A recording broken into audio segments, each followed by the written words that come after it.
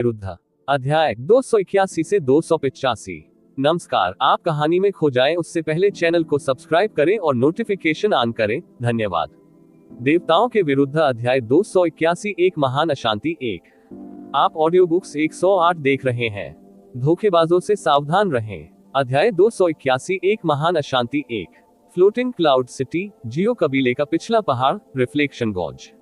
शिकार से लौटते हुए जियोली एक हाथ में एक पतला जंगली खरगोश ले जा रहा था। उनके चेहरे पर हल्की खुशी झलक रही थी। जैसे ही वह पकड़े गए शिकार को तैयार करने के लिए बैठा, उसने अपनी बेटी की तलवारबाजी की आवाज सुनी। उनके कारावास की शुरुआत में जियो कबीला उन्हें प्रतिदिन भोजन भेजता था। वह अभी भी कभी कभी भोजन वितरित करने वाले शिष्यों से इस बारे में कुछ जानकारी प्राप्त करने में सक्षम था कि जियो कबीला कैसा था। कुछ समय के बाद भोजन की डिलीवरी की आवृत्ति कम होती गई और अंततः 3 महीने बाद किसी ने भी उन्हें भोजन नहीं भेजा।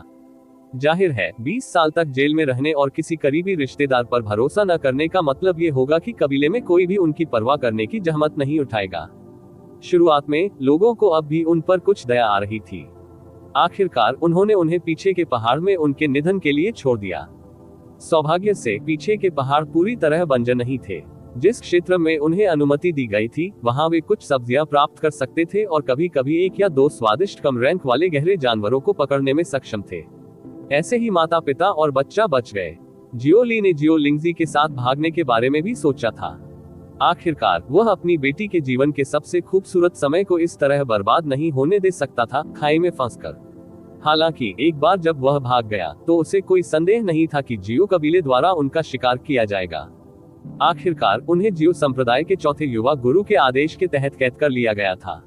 वह दंडित होने या यहाँ तक कि अपने संप्रदाय के साथ विश्वासघात करने वाले गद्दार के रूप में लेबल किए जाने से नहीं डरता था। हालांकि वह जियो लिंगजी को लेकर चिंतित था। इस पूरे समय जियो लिंगशी ने हर दिन अपना अधिक समय प्रशिक्षण पर ध्यान केंद्रित करने में बिताया। आखिरकार इसके अलावा वह और कुछ नहीं कर सकती थी। कोई ध्यान भटकाए बिना उसकी प्रगति काफी तेज थी। वह पहले ही एलिमेंट्री प्रोफाउंड दायरे के 9वें स्तर तक पहुंच चुकी थी। अचानक बाहर से जवान लड़की के रोने की आवाज सुनाई दी। जियो लाई ने तुरंत वह काम बंद कर दिया जो वह कर रहा था और तुरंत बाहर निकल गया। बाहर उसने जियो लिंगजी को अपनी छाती पर हाथ रखकर फर्श पर बैठे देखा। जिस तलवार पर पहले से ही जंग लगा हुआ था उसे एक तरफ फेंक दिया गया था। शेर, क्या गलत है? जियो लाई आगे बढ़ी और उत्सुकता से पूछा। हालांकि जियो लिंगशी के कपड़े साफ थे, लेकिन उम्र के साथ वे पहले ही पीले हो गए थे। पीछे के पहाड़ में हवा के लगातार झोंके से उसकी त्वचा शुष्क और खुरदरी नहीं हुई। इसके बजाय वह अब और भी अधिक सुंदर और सुंदर थी। यहाँ तक कि उसके पहने हुए पुराने कपड़े भी एक विशेष आभा दे रहे थे। हालांकि पहले की तुलना में वह काफी पतली हो गई थी। उसकी खूबसूरत आंखों में कोई भी उस चिंता को देख सकता था जिसे उसने छुपाने की कोशिश की थी। वह एक घायल परी की तरह लग रही थी और उसके लिए किसी का भी दिल दुखने लगेगा। मुझे नहीं पता। जियो लिंगजी ने धीरे से अपना सिर हिलाया। उसका हाथ अभी भी उसकी छाती को पकड़े हुए था। उसकी भौहें अनियंत्रित रूप से कांपने लगी। अभी अभी मेरी छाती में अचानक बहुत दर्द महसूस हुआ। वो सच में दर्द हो रहा है। छाती। उनकी बेटी की शक्ल से जियोली का दिल दुख गया। उसने कुछ देर सोचा और कहा, अभी खड़े मत हो।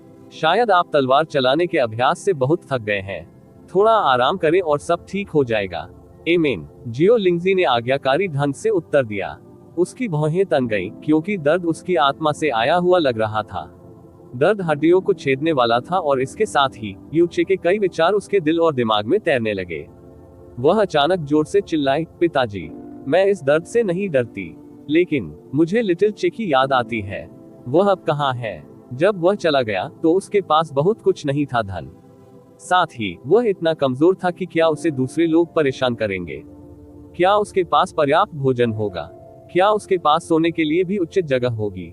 क्या वह वो मुझे उसकी याद आती है। मैं उसके बारे में बहुत चिंतित हूँ। जियो लिंगशी ने अपना चेहरा ढांक लिया और रोने लगी। छोटी उम्र से ही उस घटना के घटित होने से पहले वह हमेशा यूचे के साथ रही थी। वहां लगभग अविभाज्य थे। उसने भी कभी नहीं सोचा होगा कि एक दिन वह उससे अलग हो जाएगी। हालांकि किस्मत क्रूर थी। वे परिस्थितियों के कारण अलग हो गए थे और बहुत लंबे समय से अलग थे। इतने लंबे समय तक अलग रहना उसके लिए बहुत बड़ी यातना थी। उसके बारे में उसके विचार दिन ब दिन बढ़ते गए और वह अपना ध्यान भटकाने के लिए केवल कट्टर प्रशिक्षण पर भरोसा कर सकती थी। अचानक हुए दिल के दर्द ने सारी लालसा को जन्म दिया, जिसे रोकने की उसने सख्त कोशिश की ताकि वह नियंत्रण से बाहर हो जाए। यह अचानक था, मानो टूटे हुए बांध से पानी बह रहा हो और उसने अपनी भावनाओं पर उसके किसी भी नियंत्रण को खत्म कर दिया हो। वह तोड़ दिया। उसकी भावनाएं उसकी आंखों से बह निकले आंसुओं के साथ बाहर आ गई। जियो ली ने एक लंबी आह भरी और धीरे से उसे सांत्वना दी। चीयर पहले ही बड़ी हो चुकी है। वह पहले से ही एक असली आदमी है। शायद जियो कबीले को छोड़ना उसके लिए फायदेमंद था। बाहर वह कठिनाइयों से गुजरेगा और बड़ा होगा। भले ही उसे थोड़ा कष्ट उठाना पड़ा और घायल होना पड़ा, फिर भी यह इसके लायक होगा। रो मत, वह बाहर मजबूत हो जाएगा। उसकी छोटी चाची के रूप में आपको उससे अधिक मजबूत होना चाहिए। जब वह वापस आए तो आपको उसे और अधिक ऊर्जावान दिखाना होगा। इसमें कोई संदेह नहीं है कि इससे उसे सबसे ज्यादा खुशी होगी। चियर ने पहले कहा है, वह 3 साल के भीतर वापस आ जाएगा। एक आदमी के रूप में मेरा मानना है कि वह अपना वादा पूरा करेंगे और जो उन्होंने कहा है वह करेंगे। जियो लिंगशी अभी भी रोती रही, लेकिन जियो ली की बातें सुनने के बाद उसने अपने चेहरे पर आंसू पोंछने से पहले जोर से अपना सिर हिलाया। हालांकि उसके भीतर लालसा और हृदय भेदी दर्द का अचानक उमड़ना रोका नहीं जा सका। लिटिल चे, तुम कहाँ हो? मुझे तुम्हारी बहुत याद आती है। मुझे नहीं चाहिए कि तुम 3 साल में हमसे मिलने वापस आओ। मैं बस यही चाहता हूँ कि तुम सुरक्षित रहो। तुम्हें रहना होगा सुरक्षित। स्वर्गीय तलवार विला, तलवार प्रबंधन छत के सामने। जिया क्विंग्यू ने पूरी तरह से सफेद कपड़े पहने हुए थे और वह स्वर्ग की सजा तलवार के सामने चुपचाप खड़ी थी। स्वॉर्ड मैनेजमेंट टेरेस के ऊपर हवा लगातार उस पर बह रही थी और लगातार उसके बाल और आस्तीन ऊपर उठ रहे थे। हालांकि यह उसकी नजर को हटाने में असमर्थ था। वह बहुत देर तक अकेली खड़ी रही, केवल आकाश में उड़ती तलवारें उसके साथी के रूप में थी। धीरे धीरे शाम होते होते आसमान में अंधेरा छाने लगा। तलवारों की हवा भी कुछ शीतलता लाने लगी थी। अचानक आए झोंके के कारण उसके लंबे बाल धीरे से उसके चेहरे पर आ गिरे। अचानक कुछ दूरी पर पीछे से जानबूझकर कोमल कदमों की आहट उसके पास आए। कदमों की आहट ने जिया क्विंग्यू के मूक विचारों को चौंका दिया। उसकी निगाहें थोड़ी कांप गईं और उसने आगे देखना जारी रखा और धीरे से बुदबुदाया, पति। किंग्युए को अगले जन्म में भी अपनी पत्नी बनने दो। क्या ये ठीक है? वह किंग्युए एक होगी, उचित पत्नी। ठीक है। उसकी धीमी बुदबुदाहट हवा की आवाज में गायब हो गई। उसने क्या कहा ये कोई नहीं सुन सका। वह मुड़ी और उसके पीछे एक साहसी युवक खड़ा था। जिया क्विंग्यू की देवी जैसी उपस्थिति देखकर लिंग्यू की आभा थोड़ी अव्यवस्थित हो गई। वह थोड़ा मुस्कुराया और शिष्टाचार प्रदर्शित किया। जिया परी, क्या तुम अपने दोस्त को भी विदा कर रही हो? नहीं। जिया क्विंग्यू ने अपना सिर हिलाया और धीरे से उत्तर दिया, मैं यहाँ हूँ अपने पति को विदा करने के लिए। लिंग यून का पूरा शरीर कांप उठा जब उसने जिया क्विंग्यू को देखने के लिए अपना सिर ऊपर की ओर झटका दिया। जैसे ही वह पूछने ही वाला था कि क्या उसने गलत सुना है, उसने अचानक जिया क्विंग्यू के बाएं हाथ पर एक काला कपड़ा लपेटा हुआ देखा। जिया परी, तुमने अभी क्या कहा? पति, क्या मैंने गलत सुना या जिया परी मेरे साथ मजाक कर रही है? लिंग यून ने सबसे शांत स्वर में कहा जो वह कर सकता था। हालांकि उसके दोनों हाथ कांप रहे थे और उसका अंतर्मन अशांत था। जिया क्विंग्यू ने उसे कोई उत्तर नहीं दिया और केवल अपना सफेद हाथ अपने बालों पर फेरने के लिए बढ़ाया। जैसे ही उसका बायां हाथ धीरे से आगे बढ़ा, उसके बालों का एक टुकड़ा चुपचाप टूट गया। उसने अपना ज़ैड हाथ खोला और अपने बालों को तलवार प्रबंधन छत के केंद्र की ओर बिखेर दिया। एक पल में तलवारों की हवा से बाल उड़ गए और स्वर्ग की दंत तलवार के चारों ओर चक्कर लगाने लगे, जैसे कि वह किसी चीज के लिए तरस रहा हो और उसका साथ देना चाहता हो। जिया क्विंग्यू ने अपनी खूबसूरत आंखें बंद कर ली और थोड़ी देर बाद उड़ गई। लिंग यू की नजरों से ओझल हो गई। लिंग यून का पूरा शरीर अकड़ गया था। उसके शरीर की ताकत खत्म हो गई और वह जमीन पर घुटनों के बल बैठ गया। उनकी पुतलियां लगातार फैलती रहीं। हेवनली स्वॉर्ड विला का यंग विला मास्टर, जो कभी युवा पीढ़ी में सबसे मजबूत था, ऐसा लगता है कि उसने वहीं अपनी आत्मा खो दी है। वे पति पत्नी हैं। यू चे उसका पति है। वह पहले से ही है। वह पहले से ही शादीशुदा है। असंभव, असंभव, ये झूठ होना चाहिए। असंभव। लिंग यून अपने आप में बड़बड़ाता रहा। उसकी अभिव्यक्ति निर्जीव हो गई, मानो उसकी सारी मान्यताएं टूट गई हो। वहीं उनके पिता लिंग यूफेंग भी काफी असमंजस में थे। वो उस आंगन के बाहर आगे पीछे घूम रहा था जिसमें फ्रोजन क्लाउड एसगार्ड के सदस्य रह रहे थे। उसे चू यूचेन की चोटों की चिंता थी और यह भी सोच रहा था कि उसकी इतनी बड़ी प्रतिक्रिया क्यों होगी। उसने कभी नहीं सोचा होगा कि चू यूचेन, जो बर्फ की तरह ठंडी, जमे हुए गहरे कमल की तरह बर्फीली थी, अपनी भावनाओं पर नियंत्रण खो देगी और खून की उल्टी करेगी। चू यूचेन के स्वभाव को जानते हुए, भले ही फ्रोजन क्लाउड एसगार्ड की नंबर 1 शिष्या जिया क्विंग्यू अचानक गिर जाए, उसकी सबसे उपयुक्त प्रतिक्रिया दम घुटने वाली ठंडक होगी। इस दुनिया में कोई भी ऐसा नहीं होना चाहिए जो उसकी ऐसी हालत का कारण बन सके। प्रतिक्रिया, क्या ये सचमुच गिरे हुए यूनचे के कारण हो सकता है? नहीं, असंभव, बिल्कुल असंभव। कोई और कारण होगा। जब वह भावनात्मक उथल पुथल में था, तो उसे इस बात का एहसास नहीं था कि उसकी पत्नी जुआन युफेक बहुत दूर नहीं थी। वह उसके हर भावनात्मक बदलाव को उदासीनता से देख रही थी। जैसे जैसे वह और अधिक निराश होती गई, उसकी निगाहें ठंडी और ठंडी होती जा रही थी। तभी लिंग युफेक का धैर्य अपने चरम पर पहुंच गया और वह अब इसे बर्दाश्त नहीं कर सका। वह दांत पीसता हुआ आंगन में दाखिल हुआ। फिर उसने चू यूचेन का कमरा खोला और प्रवेश किया। चू यूचेन अभी भी बिस्तर पर लेटी हुई थी और उसका चेहरा अभी भी चादर की तरह सफेद था। चू युएली चिंता और बेचैनी के चेहरे के साथ अपने बिस्तर के पास खड़ी थी। एक दुबली पतली बूढ़ी महिला, जो वृद्ध और कमजोर दिख रही थी, चू यूचेन की नब्ज जानने के लिए उसके हाथ पर अपनी उंगली दबा रही थी। दादी जिमू इस वर्ष पहले ही 190 वर्ष से अधिक की हो चुकी थी। वरिष्ठता के आधार पर वह विला मास्टर लिंग यूफेंग से कई गुना अधिक वरिष्ठ थी। चिकित्सा कौशल की तुलना करते समय वह ब्लू विंड एम्पायर के नंबर 1 डॉक्टर गुक यूहोंग से कम नहीं थी। हालांकि वह प्रसिद्धि की इच्छा नहीं रखती थी और जीवन भर हेवनली स्वॉर्ड विला से बाहर नहीं निकली थी। साम्राज्य में ऐसे बहुत से लोग नहीं थे जिन्होंने उसका नाम सुना हो। दादी जियोमू, फ्रोजन ब्यूटी की परी की हालत कैसी है? लिंग यूफेग ने चिंता से पूछा। दादी जिमू का सामना करते हुए उनके कार्य स्पष्ट रूप से अधिक सम्मानजनक थे। दादी जियोमू ने चू यूचेन की बर्फीली सफेद कलाई से अपनी सूखी उंगली हटाई और अपनी छड़ी उठाई। वह कुछ कदम आगे चली और फिर कर्कश आवाज में बोलने लगी, जो रगमाल रगड़ने जैसी लगती थी। वह ठीक है। वह सिर्फ इसलिए बेहोश हो गई क्योंकि उसे बहुत बड़ा भावनात्मक आघात लगा और दिल पर जो दुख आया, उसके कारण उसका खून उल्टा बहने लगा। वह थोड़ी देर में जाग जाएगी। तो ये बहुत अच्छा है। लिंग यूफेंग ने सिर हिलाया। हालांकि वह अभी भी भावनात्मक उथल पुथल में नजर आ रहे थे। हालांकि उसने कई वर्षों तक बर्फ की विशेषता वाली गहन कलाओं का अभ्यास किया है, इसलिए उसके सभी 5 अंग असाधारण रूप से ठंडे हैं। अगर ऐसा ही चलता रहा तो मुझे डर है कि यह उसके गर्भ में पल रहे बच्चे के लिए घातक होगा। दादी जिमू ने बेहोश होकर कहा।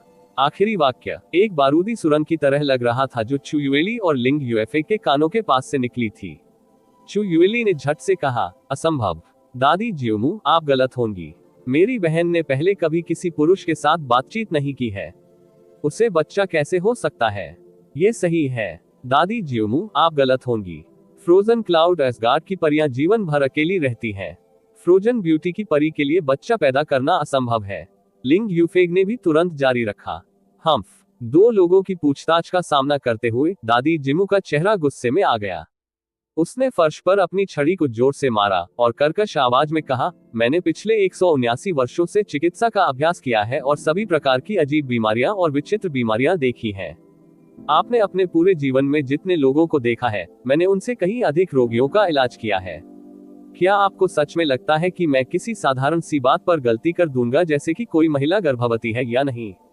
HMPH देवताओं के विरुद्ध अध्याय 282 एक महान अशांति 2। आप ऑडियो बुक्स 108 देख रहे हैं। धोखेबाजों से सावधान रहें। अध्याय 282 एक महान अशांति 2। दादी जिमू जैसे व्यक्ति के लिए इस तरह की बात अब और सरल नहीं हो सकती थी, और इस मामले पर उन पर संदेह करना उनके चिकित्सा ज्ञान और गरिमा का बहुत बड़ा अपमान था। वह अब और कहने की जहमत नहीं उठा सकती। का समर्थन की अपनी छड़ी के सहारे वह स्तब्ध चू युएली और लिंग यूफेंग को पीछे छोड़ते हुए बाहर चली गई। असंभव, बिल्कुल असंभव। बड़ी बहन कैसे? आह, बड़ी बहन, आप जाग रही हैं। घबराहट में चू युएली ने अचानक देखा कि बिस्तर पर पड़ी चू यूचेन ने कुछ देर पहले ही अपनी आंखें खोली थी। वह जल्दी से बिस्तर के किनारे पर गई और पूछा, बड़ी बहन, क्या आप ठीक है? क्या तुम्हें कहीं चोट लगी है?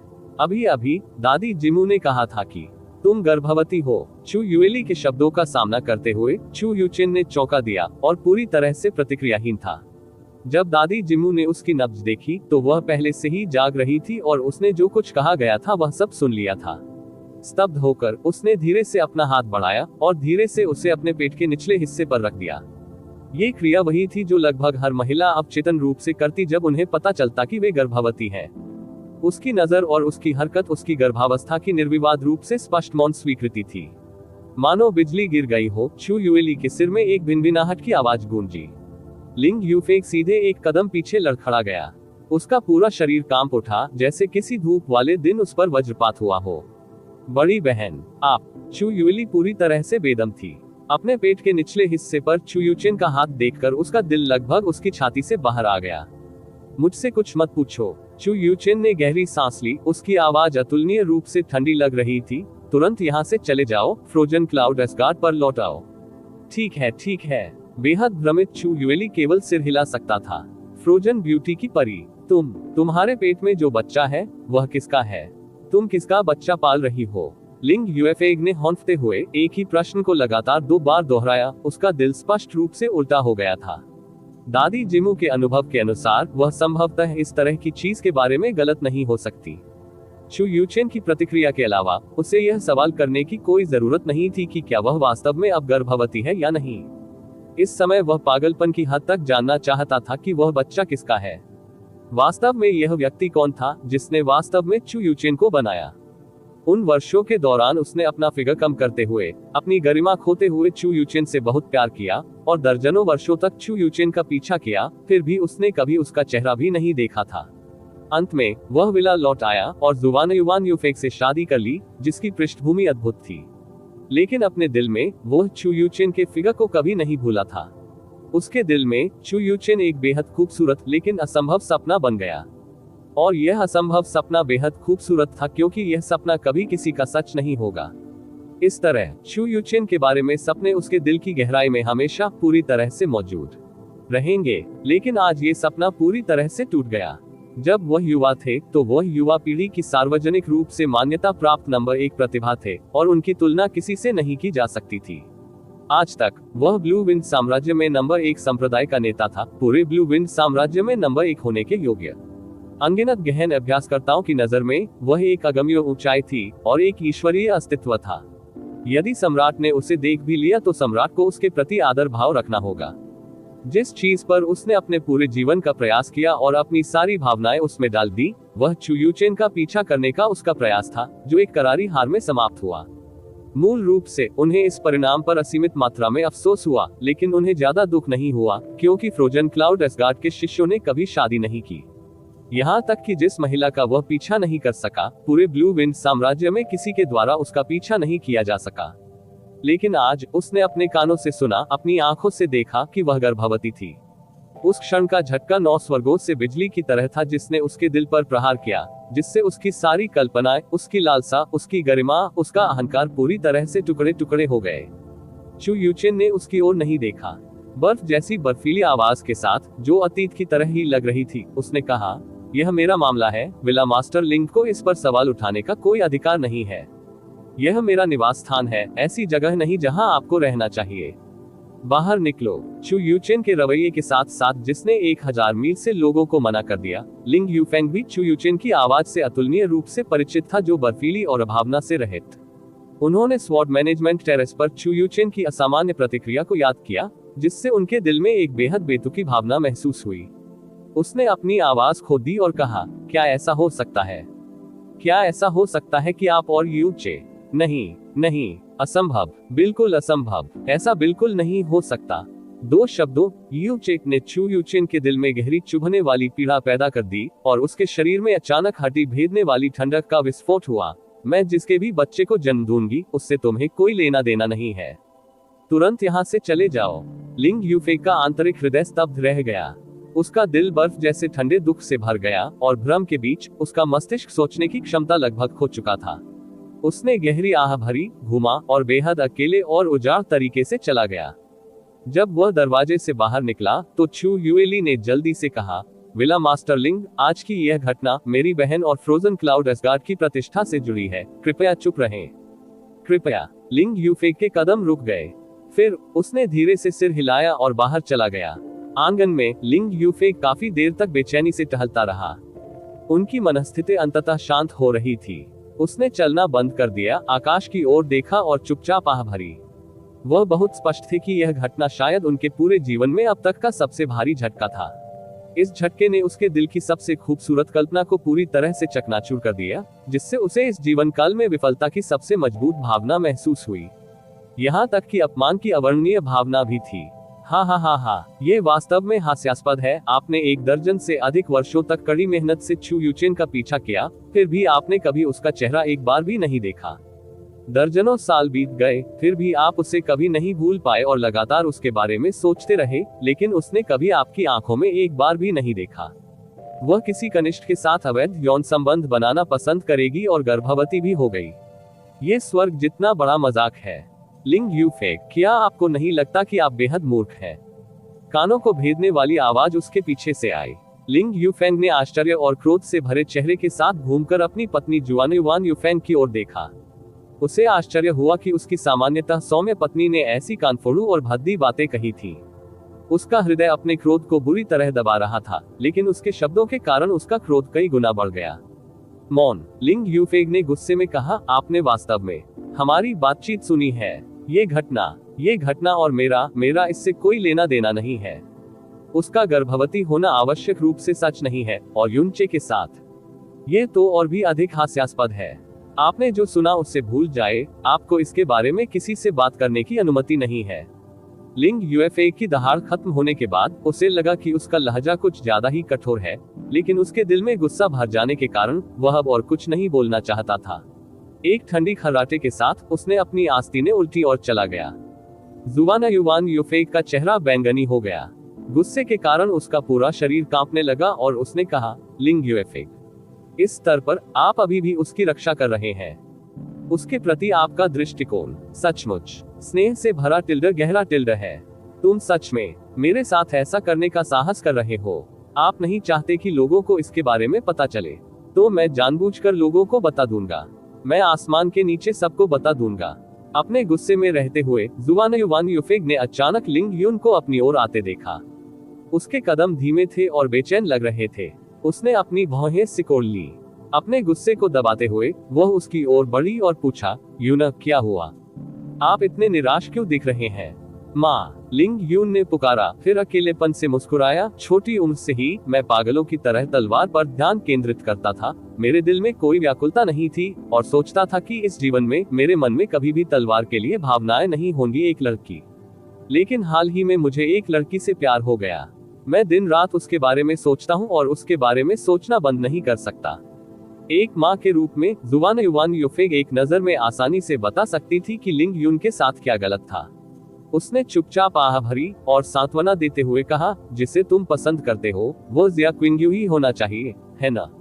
यदि आप वास्तव में उसे पसंद करते हैं और तब तक शादी नहीं करेंगे जब तक कि वह न हो जाए, तो कुछ दिनों में माँ शादी का प्रस्ताव देने के लिए फ्रोजन क्लाउड एस्गार्ड के पास जाएगी। फ्रोजन क्लाउड एस्गार्ड के शिष्यों के विवाह न करने के नियम की किसे परवाह है? मेरे यूनर के पास ऐसी कोई महिला नहीं है जिसके वह योग्य न हो। यदि फ्रोजन क्लाउड एस्गार्ड नहीं करता है, मान जाओ, माँ उसे जबरदस्ती यहाँ ले आएगी। मैं तुम्हें अपने पिता की तरह निराशाजनक रूप से मूर्ख नहीं बनने दूंगा।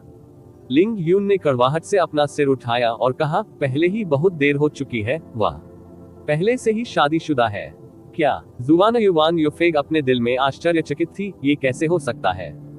फ्रोजन क्लाउड एस्गार्ड की महिला कभी शादी नहीं करती, उसकी शादी कैसे हो सकती है? माँ, क्या आपको याद है 1 साल पहले जियो संप्रदाय ने एक संदेश फैलाया था कि फ्रोजन क्लाउड एस्गार्ड में प्रवेश करने वाली एक नई महिला शिष्या की फ्लोटिंग क्लाउड सिटी में शादी थी। उस समय क्योंकि यह एक सामान्य महिला शिष्या थी जो नई भर्ती हुई थी, किसी ने भी इसे अपने दिल में नहीं रखा। लेकिन अब मैं जानता हूँ कि वह महिला शिष्या वास्तव में जिया क्विंग्यू थी, जिससे उसने शादी की थी। वह हाल ही में गिरी हुई युनचे है। वह उसके लिए शोक मना रही है और उसकी वजह से उसका दिल टूट गया है और वह किसी और को अपने दिल में स्वीकार नहीं करेगी। जैसे ही लिंग यून बोला, उसने दर्द से अपनी आंखें बंद कर ली।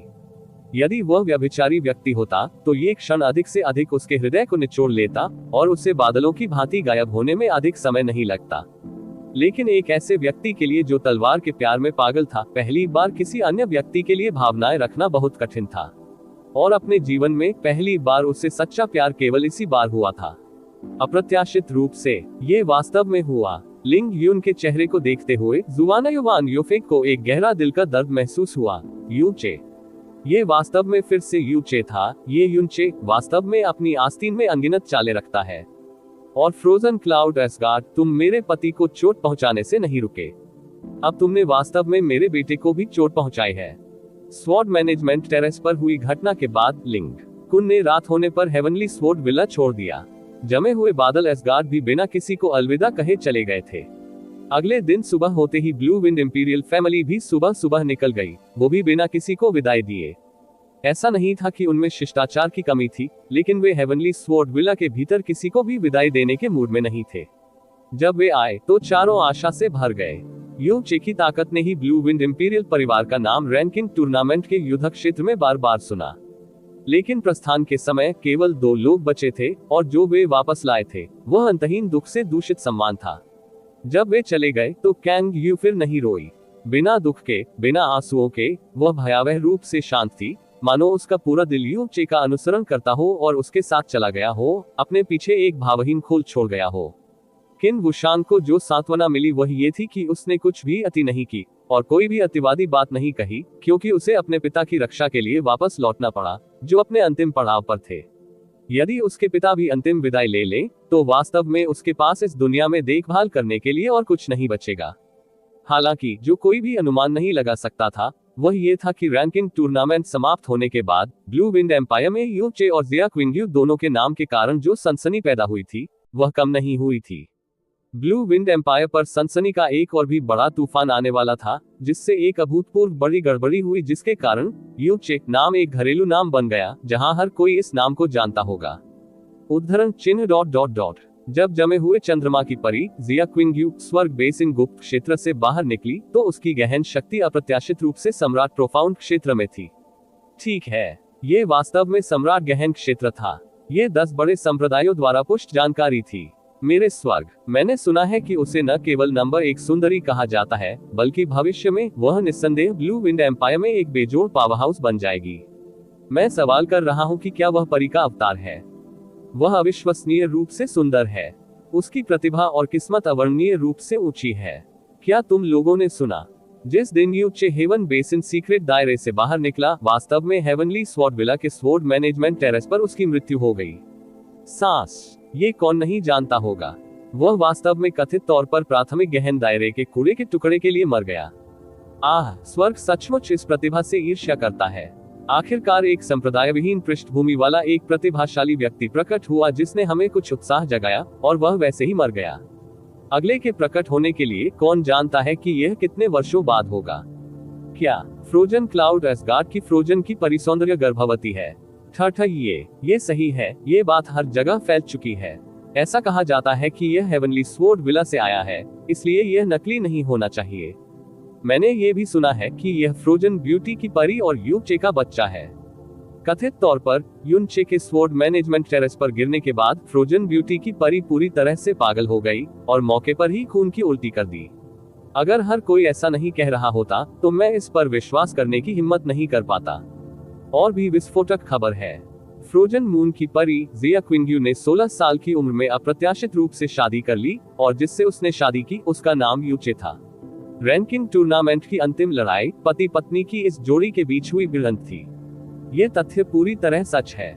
पिछले साल फ्रोजन क्लाउड एसगार्ड की एक नई महिला शिष्या द्वारा नियम तोड़कर शादी करने की खबर आई थी और जियोसैक ने इसकी पुष्टि की थी। शादी करने वाली महिला शिष्या का नाम जिया क्विंग्यू था, जिससे उसने शादी की उसका नाम यूचे है। कथित तौर पर हेवनली स्वॉर्ड विला में किसी ने अपनी आंखों से देखा कि वह यूचे के लिए शोक मना रही थी। उस समय की नंबर 1 सुंदरी और वर्तमान नंबर 1 सुंदरी अप्रत्याशित रूप से एक यूचे के कारण गर्भवती हो गई और दूसरी उसकी पत्नी है। पवित्र बकवास। उस समय बहुत से लोग फ्रोजन ब्यूटी की परी चू यूचेन से बहुत प्यार करते थे। इसमें हेवनली स्वॉर्ड विला के विला मास्टर लिंग यूफेंग और जियो सैक्ट के सैक्ट मास्टर जियो जुएटियन भी शामिल थे, लेकिन किसी की नजर उस पर नहीं पड़ सकी। फिर भी वह यूचे से गर्भवती हो गई। और फ्रोजन मून की परी आश्चर्यजनक रूप से फ्रोजन ब्यूटी की परी की तुलना में और भी अधिक सुंदर है। आहा, मैं यूचे की जगह लेना चाहता हूँ और इसके बजाय मर जाना चाहता हूँ। ये सब नहीं है, यहाँ तक कि हमारे ब्लू विंड इंपीरियल परिवार की एकमात्र राजकुमारी कैंग यू को भी उसने ले लिया था। हेवनली स्वॉर्ड विला में यदि कोई अंधा नहीं होता तो इसे स्पष्ट रूप से देखा जा सकता था। मैंने सुना है कि फेन ज्यूचेन स्वर्ग बेसिन गुप्त क्षेत्र में यू चे की हत्या करना चाहता था, लेकिन सफल नहीं हुआ। ये यू चे इतना अद्भुत है कि वह स्वर्गीय न्याय की अवहेलना करता है। मुझे लगता है कि देवता भी इसे देखना जारी नहीं रख सकते थे, यही कारण है कि उन्होंने उसे नष्ट कर दिया। ये पूरी तरह से मानव जगत में एक राक्षस की तरह है, आम लोगों का संकट है। आह, मैं यू चे क्यों नहीं हूँ। यू चे के नाम ने ब्लू विंड साम्राज्य में एक विस्फोटक सनसनी पैदा कर दी। शहर की हर सड़क पर लगभग हर 10 कदम पर कम से कम 7 या 8 बार यू चे नाम सुना जा सकता था। यदि वह यूं ही गिर गया होता तो लोगों को गहरा अफसोस होता और दया आती, और यहाँ तक कि युवा गहन अभ्यासी के लिए असीम प्रशंसा और विलाप भी करते। लेकिन राजकुमारी कैंग यू, फ्रोजन ब्यूटी की परी और फ्रोजन मून की परी के बारे में अफवाहों के जुड़ने से उनका स्वभाव तुरंत पूरी तरह से बदल गया था। उस समय लोग, खासकर जब लोग उनकी चर्चा करते थे, तो उनकी आवाज में पूजा, ईर्ष्या, सदमा, नाराजगी और अनगिनत अन्य चीजें होती थीं। इस समय हेवनली स्वॉर्ड विला के स्वॉर्ड मैनेजमेंट टेरेस के नीचे एक अंधेरी जगह में ब्लू विंड एम्पायर के केंद्र बिंदु के नीचे युनचे, जो पूरी तरह से शांत था जैसे कि वह कुछ दिनों के लिए मर गया हो, आखिरकार उसने बड़ी मुश्किल से अपनी आंखें खोली।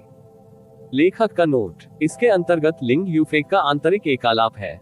एकमात्र महिला जिसके लिए मैं आकर्षित हुआ, मैंने अपना पूरा जीवन बिना प्राप्त किए बिताया, वह अप्रत्याशित रूप से एक कनिष्ठ से गर्भवती हो गई थी।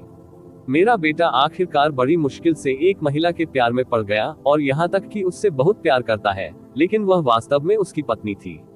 महिलाओं के संबंध में ब्लू विंड एम्पायर में नंबर 1 पिता और पुत्र की जोड़ी वास्तव में इस बच्चे से पूरी तरह से हार गई थी। मैं वास्तव में बकवास हो गया था। देवताओं के विरुद्ध अध्याय 283 जीवन का नया पट्टा। आप ऑडियो बुक्स 108 देख रहे हैं। धोखेबाजों से सावधान रहें। अध्याय 283 जीवन का नया पट्टा। ये कहाँ है? मैं अभी तक मरा नहीं हूँ। युन चे के लिए मुश्किल से अपनी आंखें खोलना काफी मुश्किल था। यह एक उदास जगह थी जो बासी और सड़ी हुई गंध से भरी हुई थी। अंधेरे में प्रकाश की छोटी छोटी धारियां थी जो किसी अज्ञात स्थान से आ रही थी, लेकिन इससे आसपास का दृश्य लगभग देखने को मिल रहा था। युन चे का पूरा शरीर भारी और दर्दनाक था, खासकर उसकी पीठ। उसकी पीठ पर दर्द असहनीय था। ऐसे दर्द के तहत उसके अर्ध चेतन स्वन्य को एक आश्चर्यजनक खुशी का एहसास हुआ। ऐसा इसलिए था क्योंकि उसे अभी भी दर्द महसूस हो रहा था, जिसका मतलब था कि कम से कम वह विकलांग नहीं था। आखिरकार आप जाग गए, चमेली की राहत भरी आवाज गूंजी। हालांकि युन चे बमुश्किल मौत से बच पाया था, फिर भी जैस्मीन का गुस्सा फूट पड़ा। क्या तुमने कभी गिना है कि इन 2 वर्षों के भीतर तुम कितनी बार मर चुकी हो? तुम हमेशा इतने लापरवाह हो। अपने उद्देश्य के लिए आप अपनी जान की भी परवाह नहीं करेंगे।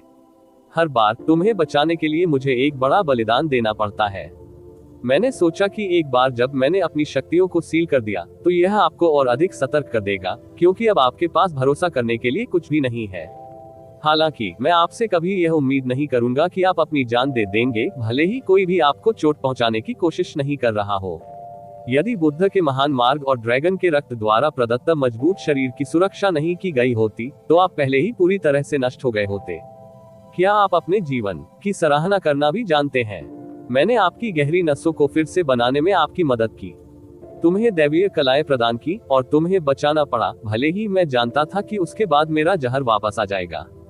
मैंने अपनी सारी आशाएं आप पर सौंपी हैं, और इसी तरह तुम अपने जीवन का इलाज करते हो, और इसी तरह तुम मुझे बदला देते हो। जैस्मीन ने जितना कहा वह उतना ही क्रोधित होती गई। उसकी सारी चिंताएं, उसका डर और गुस्सा जो वह पिछले कुछ दिनों से दबाए हुए थी, युन चे के जागने के साथ ही एकत्रित हो गई थी। उसने उसे जमकर डांटा, और यू चे, जो मुश्किल से अपनी जिंदगी वापस पा सका था, एक शब्द भी बोलने की हिम्मत नहीं कर पाया। जब तक उसने डांटना खत्म नहीं किया, तब तक उसने कमजोरी से कहा, जैस्मीन, मैं गलत था। मैं जानता हूं कि मुझे इतना उतावला नहीं होना चाहिए था, लेकिन जब मैंने युवानबा को मुसीबत में देखा तो मुझे अपनी परवाह नहीं रही। एसएस बहुत दर्दनाक हूँ। अगर तुम उस समय मुसीबत में पड़ गए होते तो मैं तुम्हारे लिए भी ऐसा ही करता, भले ही मुझे पता है कि मैं मर जाऊंगा। हम्फ, जैस्मीन ने ठंडे स्वर में उत्तर दिया, जैसे उससे कोई परवाह ही न हो, पहले से ही अधमरा हो चुका है, और फिर भी तुम्हें मीठी मीठी बातें करने वाली लड़कियों के सामने अपने कौशल का प्रदर्शन करना याद है। बात करना बंद करें, अपनी श्वास पर नियंत्रण रखें, किसी भी गहन शक्ति का प्रयोग न करें। अपनी चोटों से उबरने के लिए तुरंत अपने ड्रैगन के रक्त की शक्ति और बुद्ध के महान मार्ग को सक्रिय करने पर ध्यान केंद्रित करें। राक्षस जानता था कि तुम मरे नहीं हो, परंतु इतने दिनों में आकर उसने तुम्हारे प्राण नहीं लिए। वह शायद सोच रहा होगा कि क्या आप बोरियत से बाहर होश में आ पा रहे हैं या नहीं। यदि वह जानता है कि आप जाग रहे हैं, तो इस बात की बहुत अधिक संभावना है कि वह आपके जीवन के लिए आएगा। इसलिए इससे पहले कि उससे पता चले कि आप जाग रहे हैं, आपको अपनी पीठ पर चोट को नियंत्रित करने और स्टार गॉड का उपयोग करने के लिए पर्याप्त ताकत इकट्ठा करने की आवश्यकता है। एक बार टूटी हुई छाया। यू चे को तुरंत जैस्मिन की बातें समझ आ गई। उसने अपनी सांसें नियंत्रित की और उसकी निगाहें थोड़ी सी घूम गईं। वह स्वर्ग की शक्तिशाली आत्मा दमनकारी संरचना की सीमाओं से परे अंतरिक्ष की ओर देख रहा था। जब तक वह स्टार गॉड की टूटी हुई छाया को एक बार निष्पादित कर सकता है और तुरंत बाधा से परे भाग सकता है, भले ही दानव उसे मारना चाहे, तब भी यह असंभव होगा। यदि उसे थोड़ी सी भी गहन शक्ति का उपयोग करना होता, तो संभवतः उसकी पीठ पर पहले से ही लगी गंभीर चोट और बढ़ जाती और राक्षस सचेत हो जाता। हालांकि बुद्ध का महान मार्ग कुछ ऐसा था जिसे केवल विचार से सक्रिय किया जा सकता था और इसका पता नहीं लगाया जा सकता था। कहने की आवश्यकता नहीं कि ड्रैगन रक्त की सक्रियता भी वैसी ही थी। युन चे ने फिर से अपनी आंखें बंद कर ली और उसका पूरा शरीर स्थिर रहा। उन्होंने अपनी सांसों को चरम सीमा तक नियंत्रित किया। हालांकि उसके शरीर में बहुत दर्द हो रहा था, फिर भी दर्द इतना नहीं था कि उसकी आवाज निकल सके। उनकी शुरुआती चोट निस्संदेह बेहद गंभीर थी। ड्रैगन ब्लड और बुद्ध के महान मार्ग के साथ भी वह मृत्यु से केवल एक कदम दूर था। एक सामान्य व्यक्ति के लिए 5 दिनों की बेहोशी चोट के बिगड़ने की गति को बढ़ा देती है। एक सामान्य व्यक्ति 5 घंटे भी नहीं टिक सकता। हालांकि युन चे के लिए उसके पास क्रोध भगवान का बुद्ध का महान मार्ग था। उसकी चोटें बदतर होने के बजाय वे धीरे धीरे ठीक हो गईं। ड्रैगन के रक्त की उपस्थिति ने भी काफी हद तक ठीक होने की प्रक्रिया को तेज कर दिया। युन चे की वर्तमान चोटों को अब घातक नहीं माना जा सकता, बल्कि केवल गंभीर माना जा सकता है। पिछले 5 दिनों के आराम में उनकी टूटी हुई रीढ़ की हड्डी अपने आप जुड़ गई थी। जैसे ही युन चे जागे, उनके दिमाग को प्रेरित करते हुए बुद्ध का महान मार्ग और भी तेज गति से सक्रिय हो गया। खामोशी में उसकी बाहरी चोटें भी जल्दी ही ठीक हो गईं। चूंकि मैं मृत्यु से बचने में सक्षम हूँ, तो मैं जीवित रहने के लिए अपनी सारी शक्ति का उपयोग करने जा रहा हूँ। मैं बिल्कुल नहीं मर सकता। समय धीरे धीरे सन्नाटे में बीतता गया। युन चे अपने दिल की धड़कन के अलावा और कुछ नहीं सुन सकता था। उसके पीछे ऐसी कोई आवाज नहीं थी जो राक्षस की उपस्थिति का संकेत देती हो। हालांकि यहाँ तक कि उसका काफी कमजोर व्यक्तित्व भी कभी कभी उसके शरीर को स्कैन करने वाले दानव की डरावनी निगाहों को महसूस कर सकता था। आखिरकार एक कर्कश आवाज सुनाई दी, वह बहुत अजीब आदमी है। इतनी चोटें झेलने के बाद भी 5 दिन बाद भी नहीं मर रहा। मैं वास्तव में ये देखना चाहता हूँ कि क्या वह अंततः जाग पाता है। हालांकि अगर वह जाग भी जाए, तो उसके लिए जीवित रहना असंभव है। राक्षस के मन ही मन बड़बड़ाने का मतलब था कि उसे अभी भी एहसास नहीं हुआ था कि युन चे जाग गया था। युन चे को अपने मन में थोड़ी राहत महसूस हुई, क्योंकि उसने फिर से अपनी सांसों को नियंत्रित किया और फिर से ध्यान केंद्रित किया, पूरी तरह से जीवित रहने पर ध्यान केंद्रित किया और जल्दी से अपने बुद्ध के महान मार्ग को सक्रिय कर दिया। 1 दिन, 2 दिन, तीसरे दिन युन चे की चोटें अभी भी बहुत गंभीर थी। हालांकि वह अपनी थोड़ी सी गहन शक्ति का उपयोग करके इस हद तक ठीक हो गया कि उसकी मृत्यु नहीं होगी। इसके अलावा उसका शरीर अब उतना भारी नहीं रहा। अपनी गहन रगों में अब वह पर्याप्त गहन शक्ति जुटा सकता था। उसने अपनी आंखें खोली और बैरियर की चमकदार पीली सीमाओं को देखा, क्योंकि उसकी मुट्ठी कसकर भींचने लगी थी। ये समय के बारे में है, अब जाओ। जैसे ही जैस्मीन ने बात खत्म की, युन चे ने एक लंबी सांस ली और तुरंत स्टार गॉड्स ब्रोकन शैडो को सक्रिय कर दिया। लगभग 8 दिनों तक लेटे रहने के बाद उनका शव जैसा शरीर अचानक बिजली की तरह आगे बढ़ा। तेज आवाज के साथ वह बाहर निकला और बैरियर के बाहर भारी मात्रा में गिर गया और अंततः रुकने से पहले कुछ दूरी तक लुढ़कता रहा। वह दर्द से कराहते हुए गहरी सांसें लेते हुए जमीन पर लेट गया। युन चे अब आखिरकार सचमुच मौत से बच गया था। पहले उस पर राक्षस की नजर थी। यदि राक्षस ने कभी भी उसे मारने का इरादा किया, तो वह निश्चित रूप से मर जाएगा। हालांकि अब न केवल उसकी हालत में सुधार हुआ, बल्कि वह अंततः राक्षस के चंगुल से भी बच गया। जैसे ही दानव ने ऊपर देखा, अंधेरे में 2 डरावनी आंखें चमक उठी। ऊपर की ओर देखते हुए वह अचानक हंसने लगा, हा हा हा हा। मैंने कभी उम्मीद नहीं की थी कि मैं अनजाने में ऐसे अजीब बच्चे को ले आया हूँ। 8 दिनों तक इतनी गंभीर चोटें झेलने के बाद भी नहीं मर रहा हूँ, और वास्तव में मुझे पता चले बिना ही वह ठीक हो रहा है। अंत में आप अभी भी मुझ पर बढ़त हासिल करने में सक्षम थे। ताकतवर स्वर्गीय तलवार क्षेत्र के उन लोगों के अलावा आप पहले व्यक्ति हैं जो वास्तव में ऐसा करने में सक्षम है। One star gods broken shadow ने यून चे की सारी शक्ति का उपयोग कर लिया। जवाब देने से पहले उसने कुछ देर हौंफते हुए कहा, राक्षस, मैं इतनी आसानी से नहीं मरूंगा। हम्फ, तुम सच में अपने आप को ज्यादा महत्व दे रहे हो।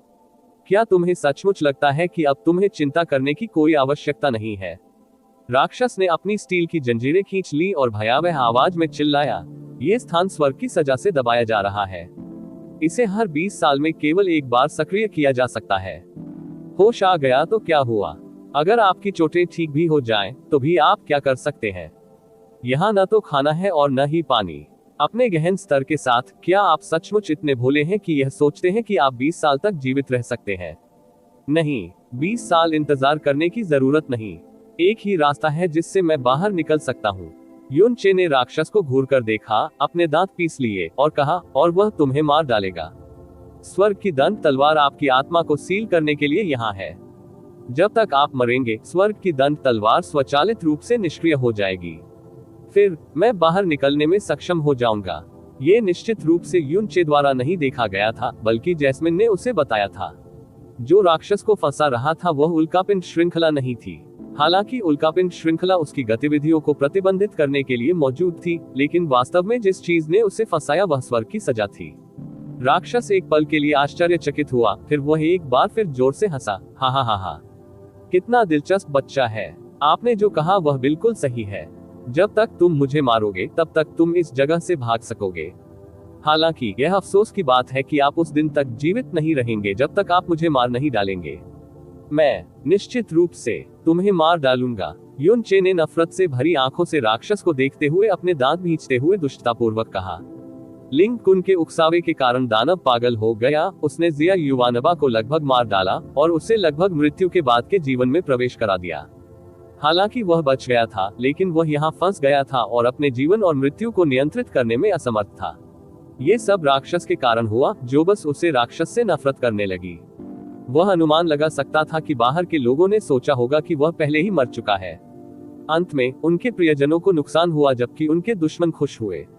ये सब भी राक्षस के कारण ही था। फिर मैं देखना चाहता हूँ कि तुम मुझे वास्तव में कैसे मारोगे। राक्षस बेतहाशा हंसा। उसके सफेद बालों और सूखे चेहरे के नीचे उत्तेजना का एक क्रूर रूप प्रकट हो रहा था। जेल में केवल घना अंधेरा और भयावह अकेलापन था। यून चे के लिए यह एक गहरी खाई में गिरने जैसा था। हालांकि राक्षस के लिए एक अतिरिक्त व्यक्ति होने से यह इस नरक में स्वर्ग जैसा लगने लगा। भले ही वह अब यून चे को छूने में सक्षम हो, लेकिन शायद वह उसे मारना भी नहीं चाहेगा। ऐसा लगता है जैसे तुम सचमुच मुझसे नफरत करते हो। ये सही है, आप कैसे नहीं कर सकते। आगे बढ़ो और मुझसे जितनी चाहे नफरत करो। मुझे देखने दो कि क्या तुम्हारी नफरत मुझे मार सकती है। मुझे देखने दो कि तुम यहाँ कितने समय तक जीवित रह सकते हो। हा हा हा हा हा। राक्षस की उत्तेजित हंसी में थोड़ा पागलपन था। यहाँ अंधेरी जगह में उसकी आवाज बहुत डरावनी लग रही थी। यून चे ने उससे बात करना बंद कर दिया, अपने दांत पीस लिए और धीरे से उठ बैठा। उनकी चोट मुख्य रूप से उनकी पीठ पर थी और हर इंच हिलने पर बहुत दर्द होता था, जो लगभग असहनीय था। जब वह अंततः पालथी मारकर बैठ गया तो उसका पूरा माथा ठंडे पसीने से भीग गया था। उसने अपनी आंखें बंद कर ली और अपनी मुट्ठियां अपने घुटनों पर रख ली। कुछ ही समय में उसका मन और शरीर शांत हो गया था। उसका चेहरा अब पीला नहीं पड़ा और उसकी सांसें सामान्य हो गई। उसका मन आकाश विश्वमोती में प्रविष्ट हो गया। अंदर जाकर उसने देखा कि जैस्मिन उसे मारने के इरादे से घूर रही थी। उससे ढेर सारे वादे करने से पहले वह अजीब तरह से हंसा। फिर उसने पर्पल वेंड हेवन क्रिस्टल का वह टुकड़ा निकालने से पहले जल्दी से कई औषधीय जड़ी बूटियों की तलाश शुरू कर दी जो जिया क्विंग्यू ने उससे दी थी। पर्पल वेंड हेवन क्रिस्टल शरीर के किसी घायल हिस्से जैसे त्वचा, हड्डियों या यहाँ तक कि अंगों को मजबूत स्वास्थ्य लाभ प्रदान करने में सक्षम था। क्रिस्टल के भीतर की शक्ति को आकर्षित करने से किसी की गहन शक्ति भी बढ़ सकती है। यही कारण है कि इसका मूल्य पैसे से नहीं मापा जा सका। यदि यू चे जल्द से जल्द ठीक होना चाहता था तो उसे पर्पल विंड हेवन क्रिस्टल का उपयोग करना होगा। स्काई पॉइजन पल के शोधन के तहत यून चे 1 घंटे के भीतर सभी आवश्यक दवाओं की तैयारी पूरी करने में सक्षम था। जब उसका दिमाग स्काई पॉइजन पल को छोड़ने वाला था तो उसे लगा कि उसने कुछ सोचा है और जांच की है चारों ओर, जिससे उसका दिल नीचे तक डूब गया। सारा भोजन, पानी जो उसने मूल रूप से संग्रहित किया था, सब खत्म हो गए थे। एक टुकड़ा भी नहीं बचा। ये सब उस बैंगनी स्थानिक वलय के अंदर था जो उसने सुलिंग र को दिया था, जो दूर एजोर क्लाउड महाद्वीप में था। Against the gods chapter 284 ice heart of the moon beauty Yuchen. आप ऑडियो बुक्स 108 देख रहे हैं। धोखेबाजों से सावधान रहें। अध्याय 284 ice heart of the moon beauty Yuchen. नीली हवा का उत्तर, अत्यधिक बर्फ का हिम क्षेत्र, जमे हुए बादल एस्गार्ड। ध्वनि संचरण तावीज जैसी किसी चीज के अस्तित्व के साथ जिस गति से सूचना प्रसारित होती थी वह स्वाभाविक रूप से लोगों की तुलना में तेज थी। जैसे ही यूचे के बारे में ब्लू विंड एम्पायर में हर जगह चर्चा फैल गई, एक और गर्म विषय भी हर किसी की चर्चा में आ गया, और वह था frozen cloud Asgard. Blue wind empire के लोगों के लिए फ्रोजन क्लाउड एस्गार्ड एक अद्वितीय पवित्र अस्तित्व था। इसकी रहस्यमयता और पवित्रता हेवनली स्वॉर्ड विला से भी आगे निकल गई। जनता की जानकारी में फ्रोजन क्लाउड एस्गार्ड के भीतर सभी लोग देवी सदृश प्राणी थे, अलौकिक और बर्फ की तरह निर्दोष। फ्रोजन क्लाउड एस्गार्ड की परियां और भी अधिक एक ऐसी कल्पना थी जिसे किसी भी व्यक्ति ने कभी छूने की हिम्मत नहीं की थी। लेकिन अब फ्रोजन क्लाउड एस्गार्ड के भीतर एक परी, इसके अलावा फ्रोजन क्लाउड की 7 परियों की मुखिया, जिसके नाम ने दुनिया को हिलाकर रख दिया था, वास्तव में गर्भवती हो गई थी। इसके अलावा गर्भावस्था की अफवाह एक जूनियर के साथ होने की थी। कोई कल्पना कर सकता है कि यह किस प्रकार की जनमत की चरम सीमा फ्रोजन क्लाउड एस्गार्ड की ओर धकेल देगा। फ्रोजन एस्गार्ड की हजारों वर्षों की शांत प्रतिष्ठा के लिए यह एक दोष था जिसे कभी नहीं मिटाया जा सकता था। इसे बहुत बड़ा अपमान कहा जाए तो भी अतिशयोक्ति नहीं होगी। जब चू यूचेन का 5 लोगों का समूह फ्रोजन क्लाउड एस्गार्ड में लौटा तो फ्रोजन क्लाउड एस्गार्ड की मालकिन पहले से ही व्यक्तिगत रूप से वहां इंतजार कर रही थी। गोंग यूक्सियन पहले से ही 1 से अधिक था। इस साल वह 170 साल की हो गई, फिर भी वह केवल 30 या 40 की ही लगती थी। बर्फ से सजी एला ड्रेस पहने हुए, जिसका किनारा फर्श पर खींचा हुआ था, उसका चेहरा घनी बर्फ की तरह था और उसकी आंखें ठंडी ब्लेड की तरह थी। उसकी अभिव्यक्ति बिल्कुल शांत थी, भावनाओं के उतार चढ़ाव का कोई संकेत नहीं। हालांकि उसकी आंखों की गहराई से लगातार चमकती ठंडी रोशनी ने उसके दिल के अंदर के रोष को दिखाया। उसके बगल में 5 महिलाएं भी, जो बर्फ सफेद पोशाक में थीं, दोनों ओर से उसके साथ थीं। उनमें से हर एक की त्वचा बर्फ और बर्फ की थी और उसकी विशेषताएं बर्फ के कमल के समान सुंदर थी। उनका आकर्षण शहरों को बर्बाद कर सकता है। ये कहा जा सकता है कि फ्रोजन क्लाउड एस्गार्ड से चुने गए किसी भी यादृच्छिक शिष्य को एक क्षेत्र में रखने से उनकी सुंदरता से पूरे शहर को आश्चर्यचकित करने में सक्षम होगा। ये 5 वास्तव में फ्रोजन क्लाउड 7 परियों के अन्य 5 लोग थे जो चू यूचेन और चू युएली के साथ थे। चू युएली का 5 लोगों का समूह वापस लौटा, लेकिन पाया कि यह वास्तव में मालकिन थी जो व्यक्तिगत रूप से उनका अभिवादन करने आई थी। उसका दिल जोर से उछल पड़ा। अपने बगल में मौजूद चू यूचेन पर नजर डालते हुए वह आगे बढ़ी और पहले बोली, शिष्य युएली मास्टर को सम्मान देता है। गोंग यूक्सियान ने धीरे से सिर हिलाया। उसकी अभिव्यक्ति अभी भी ठंडी थी, फिर भी उस पर ध्यान नहीं दिया। उसकी नजर जिया क्विंगयू पर पड़ी और उसकी अभिव्यक्ति में अंततः सहजता का संकेत दिखाई दिया। किंगयू, यहाँ आओ। हाँ मालकिन। जिया क्विंगयू गोंग यूक्सियन से पहले आए थे। उसकी बाह पर अभी भी वह काले रंग का रेशम का पट्टा लिपटा हुआ था। गोंग यूक्सियन ने अपना हाथ बढ़ाया और जिया क्विंगयू की छाती के केंद्र को दबाया। थोड़ी देर बाद उसने हल्की सी मुस्कान प्रकट की। बहुत अच्छा। 17 वर्ष की अल्पायु में, फिर भी सम्राट प्रोफाउंड के प्रारंभिक चरण में। यह आपका भाग्य है और हमारे एस्गार्ड का भी भाग्य है। ऐसा लगता है कि अब इस बात की चिंता करने की जरूरत नहीं है कि एस्गार्ड मिस्ट्रेस के लिए अगला उम्मीदवार कौन होना चाहिए। आने वाले 6 महीनों में आपको अत्यधिक बर्फ के बर्फीले क्षेत्र के केंद्र में बंद दरवाजों के पीछे साधना करनी चाहिए और अपने शरीर में अत्यधिक बढ़ी हुई गहन ऊर्जा को स्थिर करना चाहिए। हाँ मालकिन, जिया क्विंगयू ने हल्का सा जवाब दिया।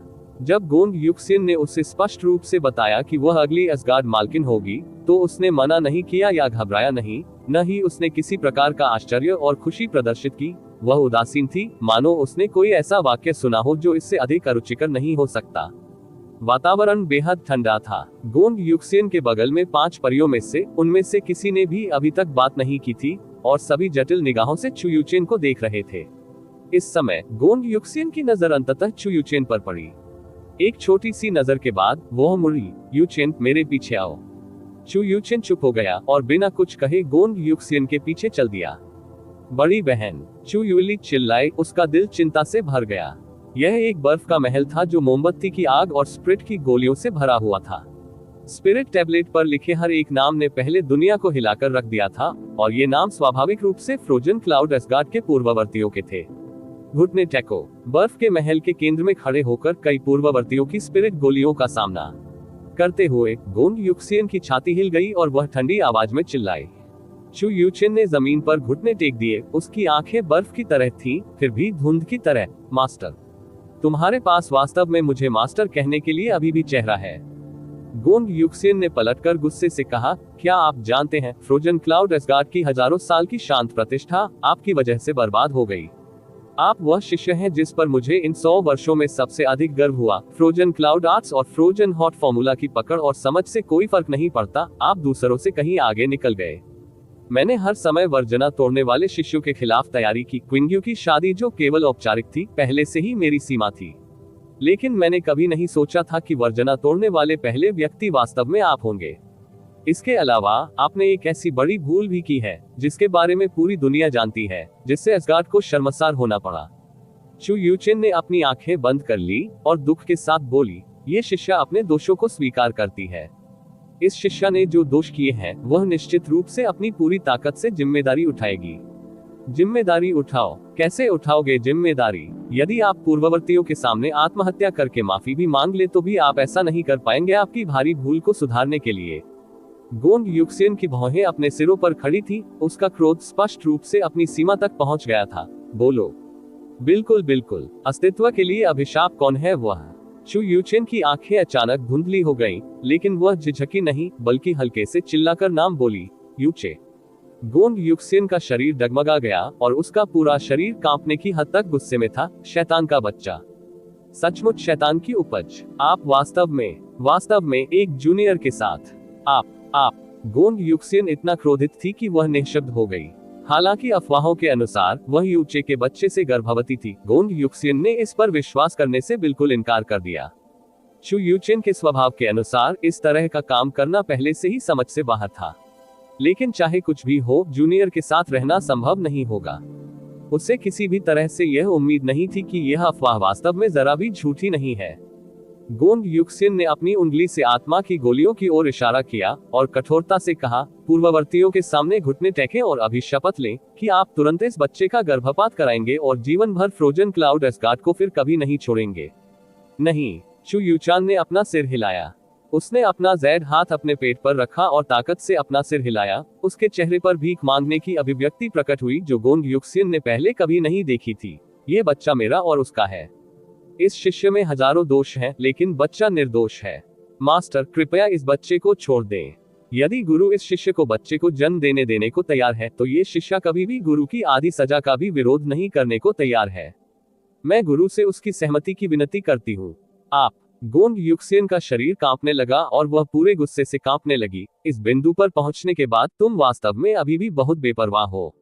मेरा ये शिष्य जिस पर मुझे अपने पूरे जीवन में सबसे अधिक गर्व रहा है, वास्तव में ठीक है। क्या आप सचमुच सोचते हैं कि यदि मैं आपका गर्भपात न कराऊं तो आप सफलतापूर्वक बच्चे को जन्म दे सकेंगी? क्या आप जानते हैं कि हमारे फ्रोजन क्लाउड एसगार्ड ने कभी भी शिष्यों को विवाह की अनुमति क्यों नहीं दी? तथाकथित प्यार में पड़ने से फ्रोजन क्लाउड आर्ट की खेती प्रभावित होगी। ये पूरी तरह से एक बहाना है। सबसे महत्वपूर्ण कारण सबसे पहले यह है कि यह फ्रोजन क्लाउड आर्ट को दूसरों को हस्तांतरित करेगा। दूसरे, फ्रोजन क्लाउड आर्ट्स की खेती करने से शरीर के आंतरिक अंगों को ठंडक मिलेगी। भले ही कोई गर्भधारण कर सके, अधिकतम 2 महीने के भीतर भ्रूण पेट में ही मर जाएगा। इसके अलावा ये स्थान ब्लू विंड एम्पायर के सुदूर उत्तर में स्थित है और कपकपा देने वाली ठंड पूरे साल हड्डियों में रिसती रहती है। भले ही आपके पास फ्रोजन क्लाउड आर्ट्स न हो, फिर भी भ्रूण ठंड से मर जाएगा। चाहे आप भ्रूण का गर्भपात करें या न करें, परिणाम एक ही होगा। चू यूचेन वहीं जम गया और काफी देर तक स्तब्ध हो गया। अचानक उसने दोनों हाथ आगे बढ़ा दिए। एक उंगली उसके डेंटियन पर दब गई और दूसरी उंगली उसकी छाती के केंद्र पर दब गई। बर्फ जैसी ठंडी चमक की 2 गेंदें अचानक चमक उठी और उसके तुरंत बाद चू यूचेन के शरीर के भीतर से बड़ी मात्रा में ठंडी आभा बाहर निकली, जिससे बर्फ की धुंध का एक बड़ा क्षेत्र सामने आ गया। गोंड युक्सियन को बहुत झटका लगा और वह तुरंत चू यूचेन के सामने दौड़ पड़ा। हालांकि उसे बाधा डालने के लिए पहले ही बहुत देर हो चुकी थी। इस समय चू यूचेन का ऊपरी शरीर हिल रहा था और ऐसा लग रहा था कि यह किसी भी क्षण ढह जाएगा। उसका चेहरा बेहद भयानक था, फिर भी उसकी अभिव्यक्ति राहत से भरी थी। गोंग युक्सेन की आंखें कांपने लगी जब उसने बर्फ की छटती धुंध को देखा, ये जानते हुए कि सब कुछ पहले ही बहुत देर हो चुकी थी। क्रोधित और स्तब्ध होने के साथ साथ और अधिक उलझन और हृदय वेदना भी थी। वह दर्द भरे स्वर में बोली, युचेन, तुम अपने आप से ऐसा व्यवहार क्यों करते हो? वह युचे, उसने तुम्हें कैसा मनमोहक सूप खिलाया? चू युचेन के होंठ थोड़े ऊपर उठे, वह मानो मुस्कुराने की इच्छा की अभिव्यक्ति थी।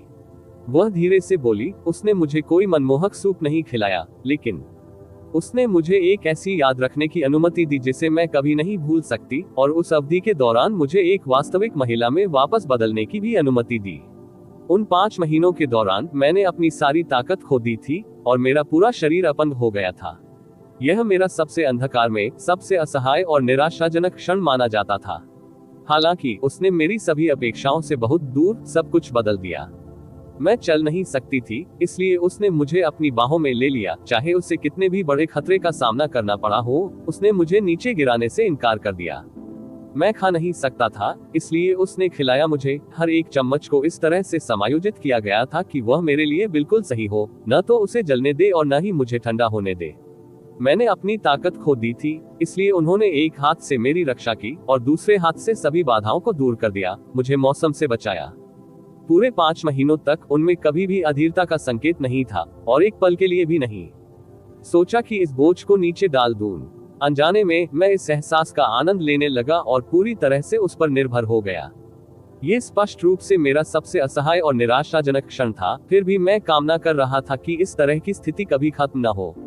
जमे हुए बादल एस्गार्ड के भीतर 10 दिन एक दिन की तरह हैं, 10 साल एक दिन की तरह हैं, दर्जनों साल एक दिन की तरह हैं।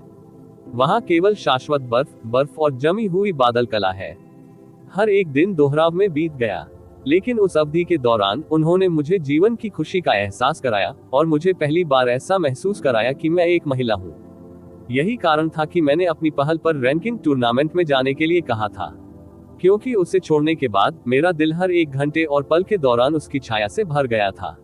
मैंने खुद को आश्वस्त किया कि मैं उससे आखिरी बार मिलने जा रहा हूँ और स्नेह के बंधन को हमेशा के लिए तोड़ दूंगा। लेकिन असल में मैं बस उसे देखना चाहता था। मैं उससे देखना चाहता था। गोंग युक्सेन की छाती तेजी से उठी और गिरी। उसने एक लंबी आह भरी और विलाप करते हुए कहा, पापपूर्ण भाग्य, सचमुच पापपूर्ण भाग्य। पूर्ववर्ती ने कहा था कि पुरुषों और महिलाओं के बीच का रोमांस इस दुनिया में सबसे तीव्र जहर है। वास्तव में इसमें थोड़ी सी भी गलती नहीं थी। ये वास्तव में पुरुष और महिला के बीच का जुनून है जिसने आपको जूनियर के लिए नियमों की अवहेलना करने और एस्गार्ड को शर्मसार करने के लिए मजबूर किया है। यहाँ तक कि आपको फ्रोजन क्लाउड आर्ट को बिना किसी हिचकिचाहट के आत्म समाप्त करने के लिए मजबूर किया है, जिसे आपने दसियों वर्षों तक कड़वाहट से विकसित किया था। मुझे पछतावा नहीं है, मुझे कभी पछतावा नहीं होगा। चू युचेन ने धुंधली और अश्रुपूर्ण आंखों से कहा, मुझे केवल इस बात का अफसोस है कि उसके जाने के बाद ही आखिरकार मुझे कुछ चीजें समझ में आई। वह पहले ही मर चुका है और यह इस दुनिया में छोड़ा गया उसका आखिरी खून है। निरंतरता उसके जीवन का, उनकी महिला के रूप में, भले ही उन 5 महीनों के दौरान उन्होंने मुझे जो कुछ भी दिया उसे चुकाने के लिए फ्रोजन क्लाउड आर्ट्स की तो बात ही छोड़ दे, भले ही मुझे मौत की कीमत चुकानी पड़े, फिर भी मैं निश्चित रूप से इस बच्चे को जीवित रहने दूंगी। मैं विनती करती हूँ मास्टर से उसकी सहमति के लिए। मैं मास्टर से उसकी सहमति के लिए विनती करता हूँ। गोंग युक्सेन शक्तिहीन होकर उसके पीछे वाली कुर्सी पर गिर गया। उसका रंग अचानक कई गुना बड़ा लगने लगा। चू युचेन को देखकर, जो अपने पूरे शरीर से शोक और संकल्प का उत्सर्जन करते हुए घुटनों के बल बैठी थी, उसके दिल में पीड़ा और अधिक तीव्र नहीं हो सकती थी। उसने अपना हाथ बढ़ाया और काफी देर तक अंतरिक्ष में रुकने के बाद आखिरकार उसने बेहद शक्तिहीन आवाज में कहा, वापस खड़े हो जाओ, वापस खड़े हो जाओ। बस दिखावा करो कि मैंने, गोंग युक्सेन ने कभी स्वीकार नहीं किया था आप एक शिष्य के रूप में। अब से आप फ्रोजन क्लाउड एस्गार्ड के शिष्य नहीं हैं। इस स्थान को अभी छोड़ दो, अत्यधिक बर्फ वाले बर्फीले प्रदेश को छोड़ दो, यहाँ की हर चीज को भूल जाओ, जहाँ जाना चाहो चले जाओ। अब से आपका फ्रोजन क्लाउड एस्गार्ड से कोई लेना देना नहीं है। चू युचेन के आंसू एक ही बार में बह निकले। उसने गोंग युक्सेन के सामने घुटने टेक दिए, जोर से प्रणाम किया और रोते हुए बोली, मास्टर ने मुझे पाला, मेरी जन्म देने वाली माँ की तरह मेरा पालन पोषण किया। फिर भी मैंने एक गंभीर पाप किया, आपको दुखी और क्रोधित किया और संप्रदाय को शर्मिंदा किया। मैं खुद जानता हूँ कि मेरे पाप अक्षम्य है। मुझे बड़ा करने के लिए मास्टर की उदारता और मुझे बड़ा करने के लिए असगार्ड का एहसान, यू चेन। इसका बदला केवल अगले जन्म में ही चुकाया जा सकता है। अब कहने की जरूरत नहीं। गोंग युक्सेन ने अपना चेहरा दूसरी ओर कर लिया। जाओ। हर पल जब भी तुम यहाँ रहोगे, ठंडी आभा का एक अतिरिक्त संकेत तुम्हारे शरीर पर आक्रमण करेगा। यदि आप अपने गर्भ में भ्रूण को नुकसान नहीं पहुंचाना चाहते हैं, तो जल्दी से जाओ। आपको भी बिना किसी को सचेत किए गुप्त रूप से निकल जाना होगा। तुम जितना दूर जाओगे उतना अच्छा होगा। मैं तुम्हें फिर कभी नहीं देखना चाहता। मैं सहमति के लिए मास्टर को धन्यवाद देता हूँ। चू यूचेन एक बार फिर झुक गया, खड़ा हो गया और धीरे से एक कदम पीछे हट गया। मास्टर, कृपया अपना ख्याल रखें, यूचेन। अब आपके साथ नहीं रह पाऊंगा। जैसे ही उसकी आवाज गिरी, चू यूचेन कठिनाई से कुछ कदम पीछे हट गया। फिर अपने दांतों को जबरदस्ती भींचने के बाद वह तेज कदमों से बर्फ के महल से बाहर निकली और उसकी बर्फ सफेद छवि तेजी से बर्फ और बर्फ की दुनिया के बीच गायब हो गई। गोंग युक्सेन का चेहरा अंततः पीछे मुड़ा और उस दिशा की ओर देखा जिस दिशा में चू यूचेन ने छोड़ा था। उसकी आंखों के नीचे आंसुओं के निशान की 2 गहरी रेखाएं थीं। काफी देर के बाद आखिरकार वह अपने दिल को शांत करने में सफल रही, क्योंकि उसकी अभिव्यक्ति उदासीनता पर लौट आए। उसने भारी आवाज में कहा, हेनेक्स्यू, अंदर आओ। जैसे ही उसकी आवाज बाहर पहुंची, बहुत जल्द एक महिला जो 25 या 26 साल की लग रही थी, अंदर आई। स्काई प्रोफाउंड रियलम रैंक 6 पर फ्रोजन क्लाउड की 7 परियों में 7वें स्थान पर रही फेंग हेनेक्सू उसी समय थी। जमे हुए बादल 7 परियों में सबसे छोटी। सभी शिष्यों को फ्रोजन क्लाउड हॉल में इकट्ठा होने के लिए सूचित करें, मुझे कुछ प्रमुख मामलों की घोषणा करनी है। हाँ मालकिन। गोंग युक्सेन कुल 3 प्रमुख मामलों की घोषणा करना चाहता था। नंबर 1, ये घोषणा करना कि चू यूचेन को फ्रोजन क्लाउड असगार्ड से निर्वासित कर दिया गया था। नंबर 2, ज़िया क्विंग्यू फ्रोजन क्लाउड 7 परियों की श्रेणी में प्रवेश करेगा। चू यूचेन की जगह पहले स्थान पर रहेगा। नंबर 3, जमे हुए बादल असगार्ड के बाहर के सभी शिष्यों को वापस बुलाएं। इस दिन से 3 साल के लिए असगार्ड के द्वार बंद कर दें। आगंतुकों के साथ साथ नए शिष्यों की भर्ती को भी अनुमति न दें। किसी को भी असगार्ड से बाहर निकलने की अनुमति नहीं दी जाएगी। देवताओं के विरुद्ध अध्याय 285 पीछे हटने के सभी साधन बंद कर देना। आप ऑडियो बुक्स 108 देख रहे हैं। धोखेबाजों से सावधान रहें। अध्याय 285 पीछे हटने के सभी साधन बंद कर देना। अंधेरे स्थान में रात और दिन नहीं होते थे। इस प्रकार समय बताने का कोई तरीका नहीं था। यू चे को नहीं पता था कि वह कितने समय से वहां फंसा हुआ था और उसके दिल में केवल अपनी पूरी ताकत से यहां से निकलने की कोशिश करने का विचार था। पहला कदम उनकी चोट से पूरी तरह उबरना था। उन्होंने दवा बनाए और बुद्ध की पुनर्प्राप्ति शक्ति के ग्रेट वे के अलावा पर्पल वेंड हेवन क्रिस्टल के साथ यू चे की पुनर्प्राप्ति दर बेहद तेज थी। आधे महीने में ही उसके घाव पूरी तरह ठीक हो गए। इस प्रकार के परिवेश में युन चे के मूल रूप से जीवन के लिए खतरा पैदा करने वाले घाव इतने भी बदतर नहीं हुए कि उनकी मृत्यु हो गई, बल्कि तेजी से ठीक हो गए। जो कुछ भी उसने देखा और सुना है और अपने सभी अनुभवों के भीतर, ये पहली बार था जब वह गुप्त रूप से चौंक गया था। इसे केवल एक पुनर्प्राप्ति नहीं कहा जा सकता, बल्कि एक पुनर्जन्म कहा जा सकता है। उसकी पीठ जो मूल रूप से एक खूनी कंकाल में तब्दील हो गई थी और उसकी रीढ़ की हड्डी जो लगभग टूट गई थी, अब पूरी तरह से ठीक थी, बिना किसी निशान के भी पीछे छोड़ दिया गया था, जो पूरी तरह से अविश्वसनीय था। कितना दिलचस्प व्यक्ति है, अप्रत्याशित रूप से इतने कम समय में इस तरह के घाव से पूरी तरह से उबर गया। यह अधिकतर चिकित्सा कौशल से असंबंधित था। ऐसा लगता है कि आपने किसी प्रकार की चमत्कारी गहन कला में प्रशिक्षण लिया है। लेकिन मैं कुछ 100 वर्षों से जीवित हूँ और मैंने इतने अद्भुत स्तर की गहन कला के अस्तित्व के बारे में कभी नहीं सुना है, राक्षस ने धीमी आवाज में कहा। यू चे की आंखों में हत्या के इरादे को इकट्ठा होते देख वह जोर से हंसा और बोला, तुम्हें लगता है कि तुम मुझे सिर्फ इसलिए मार सकते हो क्योंकि तुम अपने घावों से ठीक हो गए हो और मैं हिल नहीं सकता। यद्यपि इस गठन के कारण मेरी गहन शक्ति बहुत दब गई है, केवल आपके लघु आत्मा गहन क्षेत्र के साथ आपको मुझे मारने के बारे में सोचना भी नहीं चाहिए। तुम मेरे बालों का एक कतरा भी चोट नहीं पहुंचा सकते। उनके घाव पूरी तरह से ठीक हो गए थे और उनकी गहन शक्ति भी लगभग 90% तक ठीक हो गई थी।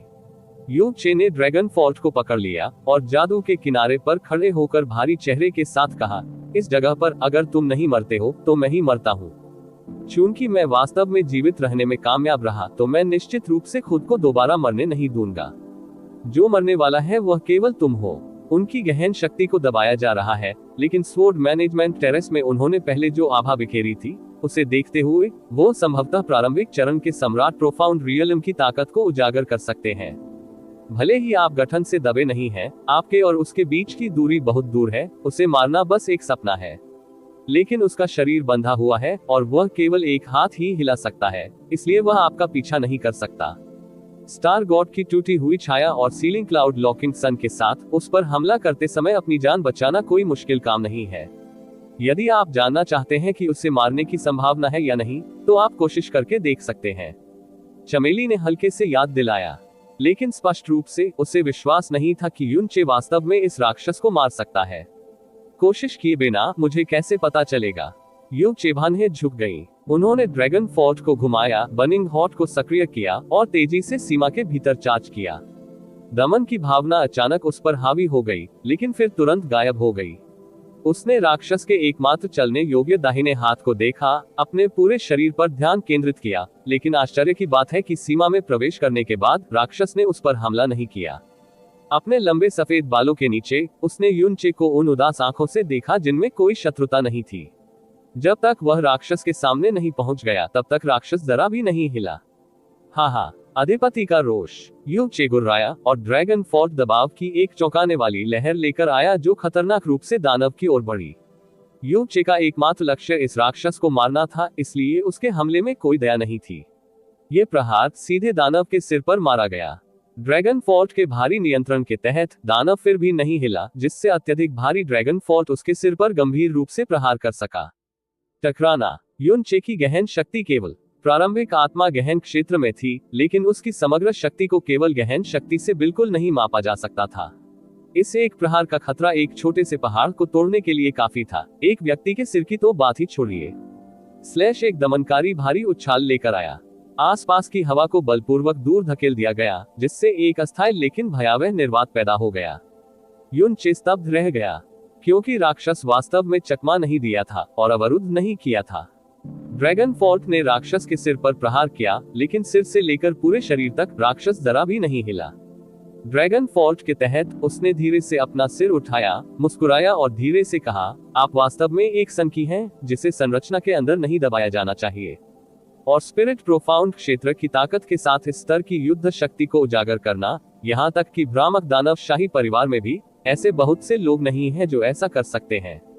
मुझे अचानक आपकी साधना और गहन कला में दिलचस्पी हो गई है।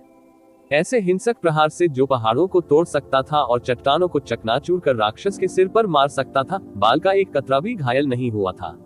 युनचे को दिल में सदमा लगा। उसने तुरंत अपने शरीर को उल्टा किया और ड्रैगन फोर्ट को और भी अधिक तीव्रता से नीचे की ओर घुमाया। गिरता चांद, डूबता तारा। इस बार दानव युनचे के ड्रैगन फोर्ट का स्वागत करते हुए आगे बढ़ा। दानव ने अपनी बाह को इतनी तेजी से मोड़ा कि वह दिखाई नहीं दे रही थी। उसने अपनी हथेली को तिरछे रखा, अपनी मध्यमा और अनामिका से, जिस पर बल लगाना मुश्किल था, और ड्रैगन फोर्ट के भारी ब्लेड को चुभा दिया। युनचे ने ड्रैगन फोर्ट में जो सारी शक्ति डाली, वो तुरंत समुद्र में प्रवेश करने वाले मिट्टी के बैल की तरह थी और पूरी तरह से गायब हो गई। इसके बाद तलवार से एक भयानक शक्ति निकली, जिससे उसे बेहद खतरनाक और चौंकाने वाली अनुभूति हुई। युनचे ने 2 बार भी नहीं सोचा। उसने एक झटके में अपने हाथ हटा लिए, लेकिन फिर भी उस पर तलवार का तीव्र प्रहार हुआ और वह कराहते हुए उड़ गया। जब वह उतरा, युनचे तेजी से बगल में चला गया और सीमा के बाहर पीछे हट गया। बैरियर से पीछे हटने के बाद वह हांफते हुए बैठ गया और उसकी भौहें जोर से चिपक गई। अत्यंत डरावना राक्षस। वह उस प्रहार से, जिसमें उसकी सारी ताकत थी, बाल का एक कतरा भी चोट नहीं पहुंचा सकता था। और दानव ने सीधे मेरे हथियार को छीनने के लिए केवल 2 अंगुल की ताकत का इस्तेमाल किया, और यहाँ तक कि मुझे जबरदस्ती भी छीन लिया। जैस्मीन सही थी, मेरी ताकत के साथ उसे मारना अनिवार्य रूप से एक बेवकूफ का सपना था। 4000 किलोग्राम से अधिक वजनी ड्रैगन फोर्ट को राक्षस की उंगलियों के बीच आसानी से दबाया जा सकता था, जैसे कि वह किसी की चॉपस्टिक को चुटकी बजा रहा हो। इस तलवार के वजन को महसूस करते हुए राक्षस के चेहरे पर एक झटका सा झलक गया। उसने अपनी उंगलियां हिलाई और कहा, बहुत अच्छी तलवार है। इस तलवार से ऐसी शक्ति छोड़ने में सक्षम होना आप काफी असामान्य है। ये तलवार मैं तुम्हें लौटा दूंगा। दानव ने अपनी उंगलियां थोड़ी हिलाई। ड्रैगन फोर्ट अचानक एक ग्रे शूटिंग स्टार बन गया और सीमा के पार चला गया। एक डिंग के साथ यह युनचे के सामने फर्श में गहराई से समा गया। तुमने मुझे क्यों नहीं मारा? युनचे ने उदासीनता से घूरते हुए पूछा। तुझे भला मैं क्यों मारूं? राक्षस ने बदले में पूछा। अपने जीवन में भले ही मैंने अनगिनत लोगों को मार डाला है, लेकिन मैंने कभी किसी निर्दोष व्यक्ति को नहीं मारा है। सच कहूं तो पीछे मुड़कर देखने पर तुम्हें यहाँ लाकर यह मेरे जीवन में पहली बार है कि मैंने किसी निर्दोष को चोट पहुंचाई है। यह ताकतवर स्वर्गीय तलवार के कारण है क्षेत्र के घृणित कनिष्ठ ने मुझे क्रोधित कर दिया, जिससे मैं अपना विवेक खो बैठा। अब जब तुम सचमुच बच गए तो मेरे पास तुम्हें दोबारा मारने का कोई कारण नहीं है। यदि मैं तुम्हें मार डालूंगा तो अपना अपराध बढ़ाने के अतिरिक्त और कोई लाभ नहीं होगा। अगर मैं तुम्हें यहाँ रखता हूँ तो कम से कम तुम्हारे मरने से पहले मेरे साथ कोई होगा। अंत में तुम सिर्फ एक दयनीय शिकार हो। यूं चेकी लोगों को अच्छी तरह से जानने की क्षमता बहुत मजबूत थी। सच कहूं तो उसे राक्षस में थोड़ी सी भी क्रूरता या बर्बरता नहीं मिली। इस अवधि में उसे राक्षस से जो सबसे अधिक महसूस हुआ वह दुख, आक्रोश और लालसा थी। लेकिन ये भावनाएं ऐसे कारण नहीं हो सकती जिनके कारण वह इस राक्षस को न मार सके, क्योंकि यह राक्षस उसे यहाँ लाया था। केवल उसे मारकर ही युनचे इस जगह को छोड़ सकता था। वह ठंडे स्वर में मुस्कुराया और बोला, यदि तुमने सचमुच कभी किसी निर्दोष व्यक्ति की हत्या नहीं की है, यदि तुम नहीं चाहते कि तुम्हारे पाप बढ़ें, तो अपने आप को मार डालो। मेरे जैसे निर्दोष व्यक्ति को ये स्थान छोड़ दो, अन्यथा कोई बड़ी और ऊंची बकवास मत बोलो। हा हा हा हा। राक्षस जोर से हंसा और कहा, जूनियर, तुम्हारे पास मुझसे इस तरह बात करने की कोई योग्यता नहीं है, क्योंकि मेरा जीवन तुम्हारे जीवन से कहीं अधिक मूल्यवान है। उसने अपनी आंखें व्यापक रूप से खोली। उसकी पुतलियां भयानक क्रोध और घृणा निकाल रही थी। उनकी आवाज भी भर्रा गई थी। मैं मौत से कभी नहीं डरता था। 100 वर्षों तक अंधेरे में अकेले रहना, इस प्रकार का अकेलापन और निराशा शीघ्र मृत्यु से 1000 गुना अधिक कष्टदायक है। लेकिन मैं इस तरह निरर्थक मरने को तैयार नहीं हूँ, क्योंकि मैंने अभी भी व्यक्तिगत रूप से उस शक्तिशाली स्वर्गीय तलवार क्षेत्र से मोनग्रेल का सफाया नहीं किया है। वे मुझे मरने नहीं देंगे, मैं तब तक अच्छी तरह जीऊंगा जब तक मैं ये जगह छोड़कर उनके पूरे संप्रदाय को नष्ट नहीं कर देता। मैं तुम्हें नहीं मारूंगा, लेकिन तुम्हें मुझे मारने की उम्मीद भी नहीं करनी चाहिए। युनचे ने अपने दोनों हाथों को कसकर भींच लिया, और जैसे ही उसकी निगाहें तेज हुई, उसने एक गहरी सांस ली, लेकिन काफी देर तक कुछ नहीं बोला। इस जगह की हवा बेहद गंदी थी। शरीर के थकने की दर बाहर की तुलना में बहुत तेज थी। बिना शराब पिए आधे महीने तक भारी चोटों के अलावा युनचे के शरीर में कमजोरी का पता चला। भूख की स्पष्ट अनुभूति के कारण उसका पेट आवाज कर रहा था। यदि आपके पास अभी भी फीनिक्स की लपटें हैं तो उसके जलने की संभावना है, लेकिन वर्तमान में आपके पास उसे चोट पहुंचाने का कोई मौका नहीं है। इससे कोई फर्क नहीं पड़ता कि आप कैसे हमला करते हैं, सफलता की कोई संभावना नहीं है, और इसके बजाय यह आपकी सहनशक्ति को जल्दी खत्म कर देगा। बेहतर होगा कि आप शांत मुद्रा अपनाएं और फीनिक्स रक्त के जागने का इंतजार करें। इस तरह आपके पास अभी भी आशा की एक छोटी सी संभावना हो सकती है, लेकिन शर्त यह है कि तुम्हें तब तक जीवित रहना होगा।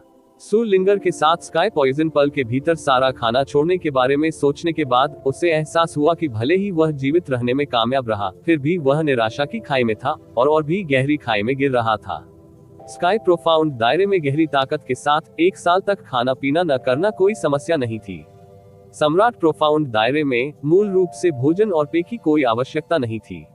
उस स्तर पर स्वादिष्टता केवल स्वाद के आनंद के लिए थी, न कि जीविका के लिए। लेकिन युनचे के लिए उस स्तर की दूरी एक असंभव दूरी थी, न पीने और न खाने की अवस्था तक पहुंचने योग्य दूरी।